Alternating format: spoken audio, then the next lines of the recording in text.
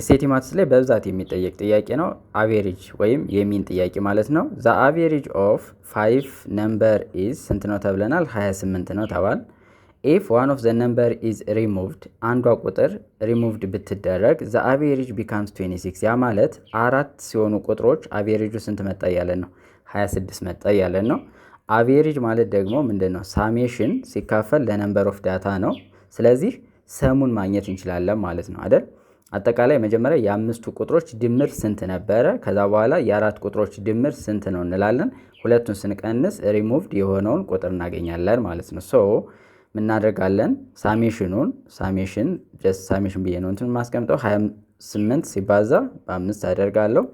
ይህን ስታባዙት 5 በ8 40 0 ጽፌ 4 አለኝ 5 በ2 10 14 140 ይሆናል ማለት ነው። ይሄ የአምስቱ ነው።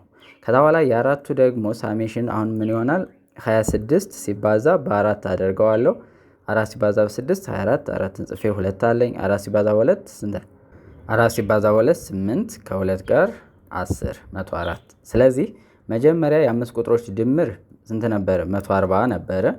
አሁን ደግሞ አንዷ ቁጥር ሪሙቭ ከሆነች በኋላ ድምሩ ስንት ሆነ? 104 ሆነ። ስለዚህ ሪሙቭድ የሆነችውን ቁጥር ለማግኘት ምን እናደርጋለን? 140 ሲቀነስ 104 እናደርጋለን። ይህን ስትቀንሱ ስንት ይሆናል? 36 ይሆናል ማለት ነው። ስለዚህ ሪሙቭድ የሆነችዋ ቁጥር ስንት ናት? 36 ናት ማለት ነው። አንድ ጥያቄ ጠይቃችሁ ይህም በብዛት ስለሚጠየቅ የአምስት ቁጥሮች አቬሬጅ 28 ቢሆን የአራት ቁጥሮች አቬሬጅ ደግሞ 26 ቢሆን የዘጠኝ ቁጥሮች አቬሬጅ ስንት ይሆናል? ሚን ማለት ነው ስንት ነው? አይ ቲንክ አንደርስታንድ አድርጋችሁታል።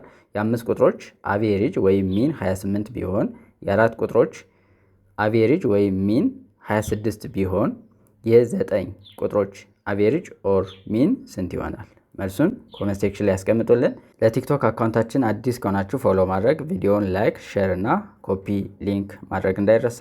አብራችሁን ስለቆያችሁ እናመሰግናለን።